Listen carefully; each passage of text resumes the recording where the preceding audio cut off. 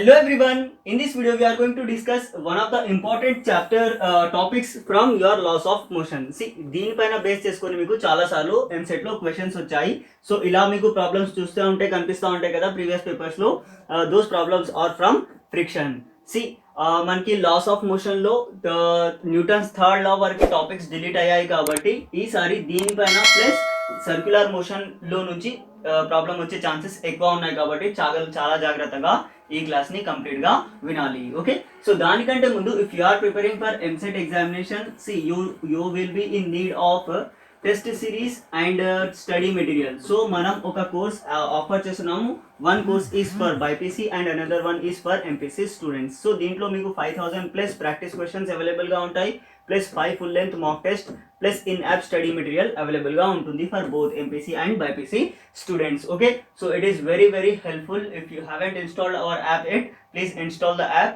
Link is given in description. Okay, so link description లో ఉంది, దానిపైన క్లిక్ చేసేసి మీరు మా యొక్క యాప్ ఇన్స్టాల్ చేసుకొని వీటిని పర్చేస్ చేసుకొని ప్రాక్టీస్ చేయొచ్చు. See we are left with only 3 months. Okay, 3 months మాత్రమే ఉన్నాయి కాబట్టి సో మనం స్మార్ట్ గా ప్రిపేర్ అవ్వాలి. నార్మల్ గా మనం టెక్స్ట్ బుక్స్ అవి చదివేసి ఈ 3 months లో టోటల్ గా సిలబస్ కంప్లీట్ చేయడం చాలా కష్టం కాబట్టి ఇలా స్మార్ట్ వేస్ తో ప్రిపేర్ అవ్వాలి. ఓకే, సో మీకు పీడిఎఫ్ సిలబస్ పీడిఎఫ్ కానీ ఇలాంటివి కావాలంటే మీకు లింక్ నేను డిస్క్రిప్షన్ లో ఇచ్చేసాను, అక్కడ నుంచి మా యొక్క వెబ్సైట్ లో నుంచి డౌన్లోడ్ చేసుకోవచ్చు. Okay, so coming to friction. See suppose ఇక్కడ ఒక బ్లాక్ రెస్ట్ చేస్తుంది, సో దాని యొక్క వెయిట్ మనకి డౌన్వర్డ్స్ యాక్ట్ చేస్తుంది mg. సో ఆపోజిట్ డైరెక్షన్ లో నార్మల్ మనకి ఉంటుంది. సపోజ్ ఇక్కడ నేను ఒక ఫోర్స్ F అప్లై చేశాను అనుకోండి. ఫోర్స్ F అప్లై చేసినప్పుడు ఇది మూవ్ అవ్వట్లేదు ఇంకా, but from second law we know that force is equals to mass into acceleration, but there is no acceleration here. So it means that there is something which is opposing this block to move. Okay, which is resisting this block from movement. Okay, so దాన్ని మనం frictional force అని అంటాము. Okay, frictional force అని అంటాము. ఎప్పుడైతే ఈ block ని move అవ్వకుండా రెసిస్ట్ చేస్తుందో దాన్ని మనం స్టాటిక్ ఫ్రిక్షన్ అంటాము. Okay, static friction. It means that it is resisting this the movement of this block completely. Okay, so ఎప్పుడైతే మనకి ఈ బ్లాక్ ఎప్పుడు మూవ్ అవుతుందంటే ఎప్పుడైతే మనకి ఈ అప్లై చేసిన F ఏదైతే ఉంది కదా, it will be greater than this Fs. Okay, దీన్ని స్టాటిక్ ఫ్రిక్షన్ అంటున్నాం కదా. ది Fs ఎప్పుడైతే Fs కంటే గ్రేటర్ అవుతుందో అప్పుడే ఈ బ్లాక్ మనకి మూవ్ అవుతుంది. Okay, so what is the value of this F sir అంటే see Fs will be given by µs times n. Okay, µs times n. This is n. Okay, µs times n, and this µs is known as coefficient of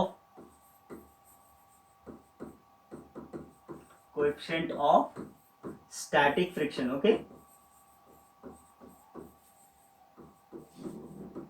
so Fs will be equals to µs into n, and it will be equals to this µs is known as coefficient of static friction, and this total term is static frictional force. Okay, so static frictional force find out చేయమంటే ఈ ఫార్ములాలో substitute చేస్తే మీకు complete గా answer వచ్చేస్తుంది. Now see ఎప్పుడైతే ఈ force greater అవుతుందో this Fs కంటే అప్పుడు ఈ బ్లాక్ మూవ్ అవడానికి ట్రై చేస్తుంది.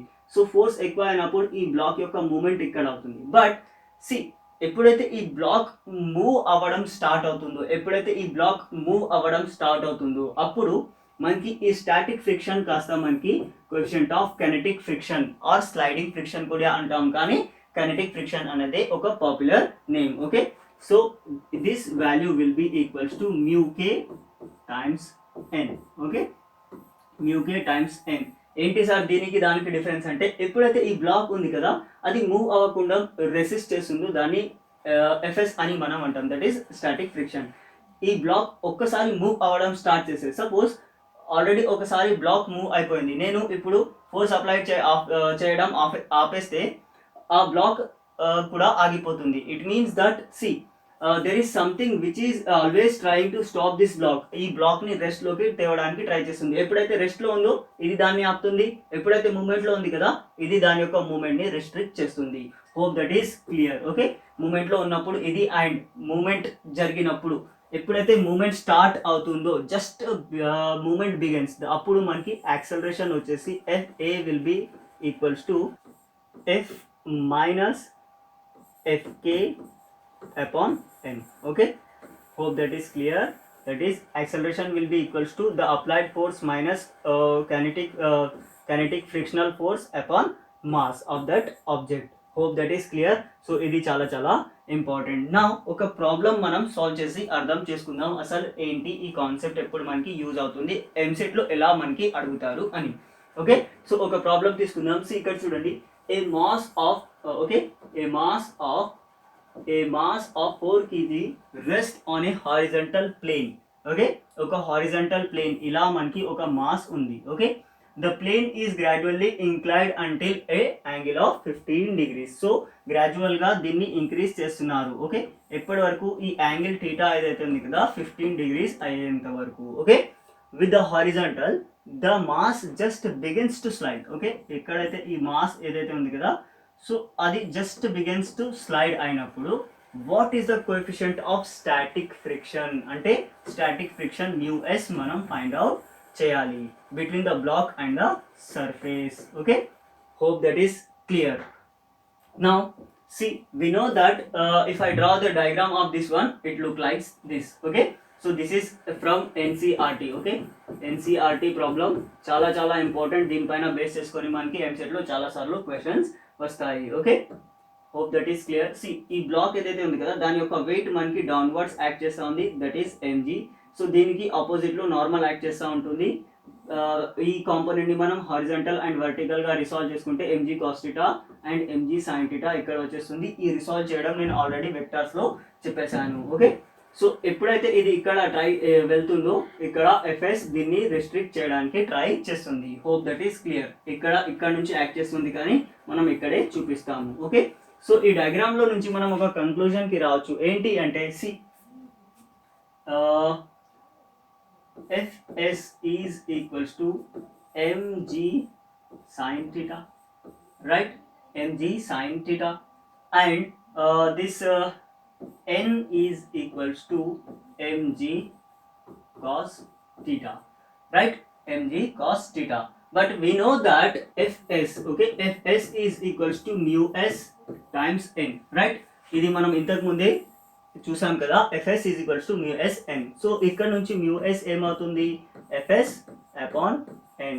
So what is value of fs here, mg sin theta upon mg cos theta. Okay, mg cancel అయిపోతుంది. So µs will be µs is equals to sin theta upon cos theta. So we know that sin theta upon cos theta is equals to tan theta. So µs will be equals to tan theta. Okay, µs will be equals to tan theta. This is the value of your µs. But ikkada manki theta maximum kuda ichchesaru. So if I substitute, it will be equals to µs will be equals to tan 15 degrees, right? So this is your answer. ఒకవేళ మీకు దీని యొక్క value కూడా కావాలి అని అనుకుంటే it will be given by 0.27. okay, hope that is clear. okay, µs is equals to 0.27. that is your answer. దీనికి units ఏమీ ఉండవు. okay, hope that is clear. this is very very important concept for your MCET examination. దీనిపైన base చేసుకొని మీకు చాలా questions వస్తాయి. మనకు test series లో కూడా దీనిపైన బేస్ చేసుకొని మీకు చాలా ప్రాక్టీస్ క్వశ్చన్స్ అవైలబుల్ గా ఉన్నాయి. Thank you for watching the video. Please share with your friends.